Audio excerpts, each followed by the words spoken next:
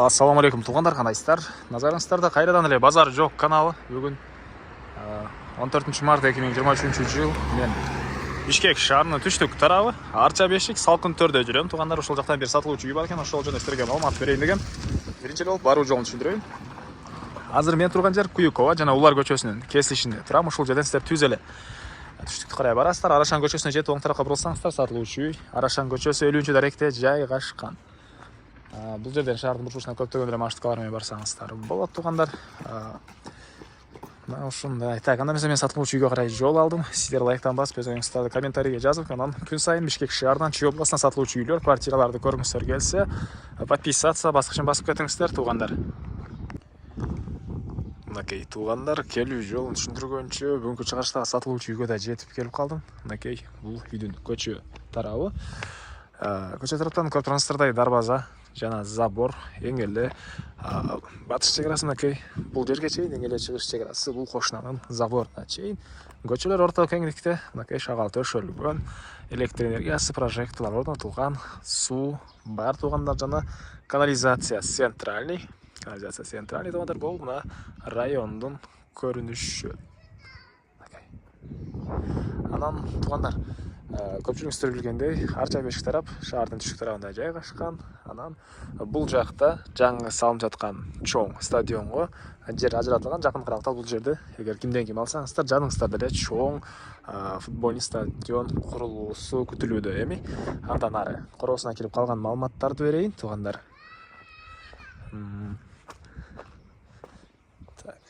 Мынакей бул сатылуучу үйдүн короосунун көрүнүшү. Жердин аянты 4 соток. 4 соттан бир аз көбүрөөк дейт негизи кызыл китебинде. 4 соток деле айтып бергин дегенден 4 соток деле айтып аткан жүрөм, негизинен кызыл китебинде андан да бир аз көбүрөөк. Жана алды тарабы мынакей тротуарлар, бул жагы мындай шагал, зеленый зона, жолубузда жер жемшексеңиздер деле болгудай жер. Кошуналар менен болгон чек араларды көрүп турасыздар. Пескалок менен забор кылынган. Анан киргенде эле сол тарапта үйдүн тышкарында ажаткана, хозпострой көчөнүн фундамент, суу мынакей бул жерден чыгарылган тугандар. Үйдүн батыш тарабында деле мынакей бир аз гүлдөр эгилген, катарынан 3 түп бак тугандар. Документтер боюнча кызыл китеп, чек паспорт бар тугандар. Үй жөнүндө айтсак, 72 квадрат метр, стенасы толук түрдө кирпич менен бүтүрүлгөн. Тышкы тарап текстура экен, мынакей.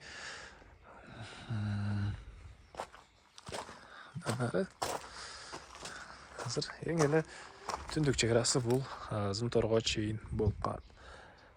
Так. Эми азыр үйдүн ички тарабын көргөзөйүн. Бул негизги кирүүчү эшиги, көрүп тургансыздардай темирден болгон эшик.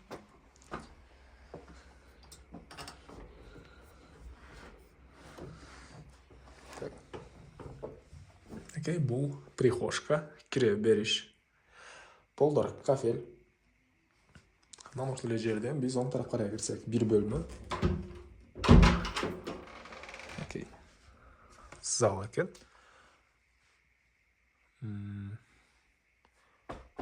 Бул ламинат или паркет болуп калат тугандар. Ушундай ламинат паркет, түштүк тараптан пластик терезелер орнотулган. Анан тугандар, үйдө отопление деле бар, паровой отопление, мынакей ар бир бөлмөдө отопление батареялары, интернет, центральный канализация тугандар. Андан ары үй негизинен жакшы экен тугандар, көрүп турасыздар. Бул жакта кийинки экинчи бөлмө, спальный бөлмө. Чыгыш тараптан терезе, темирден болгон решеткалар, отопление батареялары.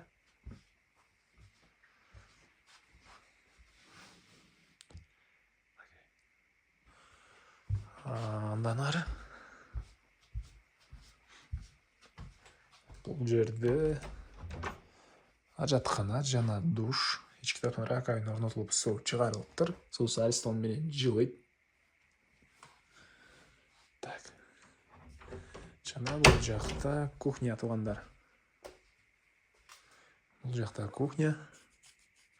Батыш тараптан катарынан терезелер, отопление батареялар, ички тараптан мынакей раковина орнотулуп, суу чыгарылган, газовый плита, электрический плита. Природный газ азыркы учурда жок тугандар, бирок жакын карабакта могу күзгө чейин газ деле кирет деген оюн айтты бул жака. ушундай. Так, дагы эмне маалымат айтабыз? Үй жөнүндө негизги маалыматтарды берип бүттүм окшойт туугандар. Бул үйдүн баасы $93.000 сурап атыптыр үй ээлери. Анан дагы сүйлөшүү болот. Ээсинин номерин мен экранга ээсител деп калтырам. Звонок сүйлөшүп көрүңүздөр, сүйлөшүү болот туугандар. Анан достор менен, группалар менен бул видеолорду сиздер бөлүшсөңүздөр, мага бул үй ээсине чоң жардам берген болосуздар туугандар.